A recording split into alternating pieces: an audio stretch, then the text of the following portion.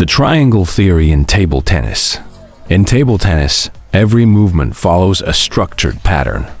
One of the most fundamental yet often overlooked principles is the triangle theory.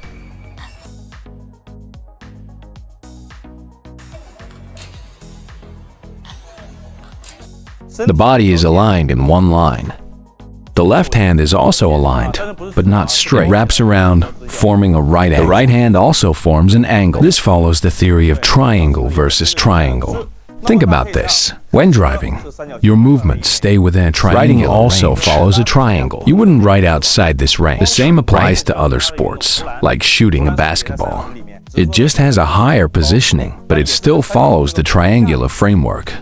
Even eating follows this rule. And of course, playing table tennis. So why is there a triangle theory? It proves that from daily life to table tennis techniques, the human body's most controlled range is within a triangle. For example,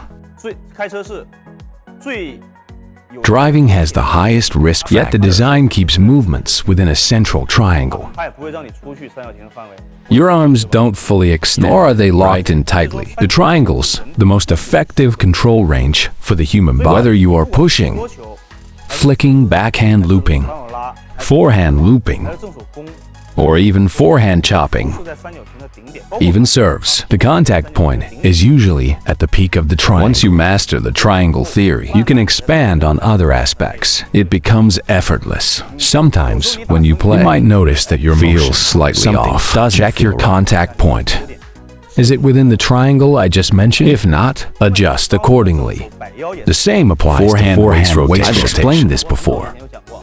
Your waist rotates while keeping the triangle in place. Naturally, you stay within the triangle, and it connects to the next step. Aligning your left shoulder, everything flows naturally. One correct movement leads to another, but one mistake affects everything. If you mess up one step, the whole sequence is off. Backswing. All follow this triangle. Ultimately, the framework is based on the triangle. If the ball is fast, you keep a smaller triangle. If facing backspin, you adjust the triangle down. Lower your legs slightly, but don't just drop your hand or just squat. Always maintain your triangle positioning. So when the ball is short, form a triangle. This movement follows proper technique. It feels very natural. Okay, it's very logical. The technique for looping backspin follows the triangle frame. After squatting, remember that looping back is not about pulling the arm down. It's not just lowering the backswing. If you observe carefully, in professional players' highlight reels and training, I'm sure you've seen them. Fan Zhendong. You can see his training highlights. It looks like Fan Zhendong's backswing is very low. He has big muscles. He's quite stocky. Second, and most importantly, in reality, he rotates his waist a lot. Naturally, when he crouches, see? Look at my hand, see? My hand is actually together. My hand stays still as I bring it back. Actually, the hand remains in front of the body, see? When you rotate your waist properly, it looks like you're making a big arm pull. What's the benefit of this? It allows for a larger stroke, which generates such high-quality shots. Now, have you seen Fan Zhendong's highlight reels? Yuan, and they all seem to make huge arm pulls. But look, my hand stays still. Watch I squat my legs for a backspin loop. See? Now my hand is behind my back. Okay, now look my hand. I reset my legs. See that? It's back in front of the body. So what does this mean? It's a visual illusion. I've explained this before. Many of my students, including He Junwei, they often ask me, I see them pulling their arms so much. But if you analyze the backhand movement, a proper backhand drive, look, the quality makes it look like a huge stroke.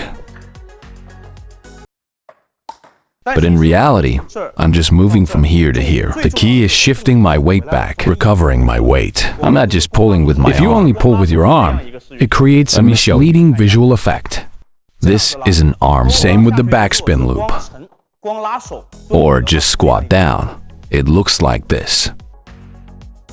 That looks really amateurish. Fan Zhendong also uses this movement, and the effect are completely different. This is exactly what I'm talking about. Don't believe only what your eyes see. You need to have a solid theory. Like I said, bend your knees and use the triangular waist rotation. If you combine the knee bend and waist rotation with pulling, let me show you what that movement looks like. Your whole body opens up. This way, you can't generate power. You can't return to position properly. What really matters is waist rotation, then the wrist and fingers. Look, for a backspin ball, if you pull with just your arm, the motion looks like this. You can still lift the ball, but it takes a lot of effort, right? But if you rotate the waist instead, can you see the difference? Doesn't it look like I'm pulling with my arm too? I take my left hand out. I use my triangular setup.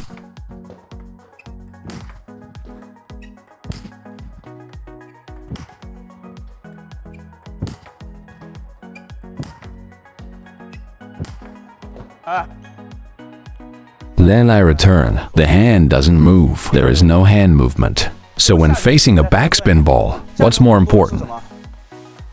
The wrist can go directly when the wrist moves up. The forearm follows naturally with so you don't need to consciously lift the forearm. I lift the forearm, but the wrist stays still. I lift the forearm.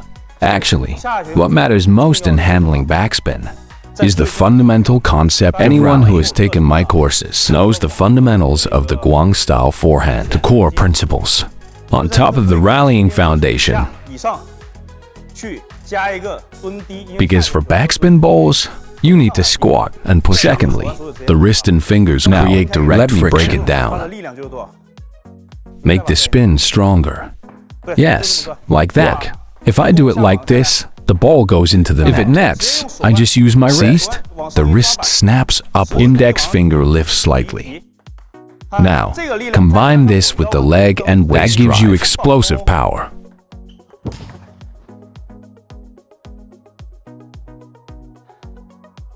Did you hear that sound? Let me do a straight shot for you. The previous one was cross-court. You might have missed it. The power from the legs is a triangle structure. The key idea is I must fully utilize my legs and core strength. Transfer that power to the wrist and fingers. Not just squat low without proper transfer. Don't just pull with your arm. It doesn't work like that. Lifting a backspin ball isn't just brute force. It's all about using the body's mechanics correctly. Look, what's the use of looping without the wrist? With just a slight wrist movement. See? You get lifting the arc slightly is no problem at all. Rotate the waist and drive forward. The process of waist rotation already helps you. It automatically adds impact to the ball. If you don't rotate the waist, you can still brush the ball. There's no need to rotate the waist. So when you rotate the waist, waist rotation should always have an impact sensation. So what is looping? For a forward driving loop, it's hit first, then brush. Brushing means using the wrist and fingers. And waist rotation, when handling backspin, you must squat and push the ball upward. Using the legs to push the ball up makes it reducing pressure on the wrist. See? A single push and the shot is effortless. Did you see that? See? No collapse. Okay. Now I'll rotate my waist even more and show you again.